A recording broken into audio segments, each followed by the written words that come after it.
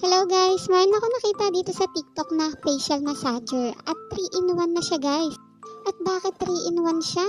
Dahil meron siyang tatlong head massager na pwede mong ipalit-palitan depende sa trip mo. At syempre, iba-iba rin sila ng benefits. Na-exercise nito ang muscle ng ating face and neck na nakakatulong din para sa blood circulation ng ating skin. And it also helps reduce our necklines. Ito guys ay for facial lifting.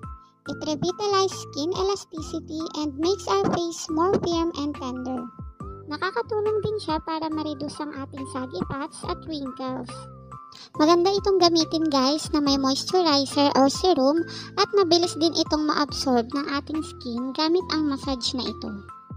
At ito naman ay nakakatulong para ma-improve ang ating eye bags and dark circles sa mata.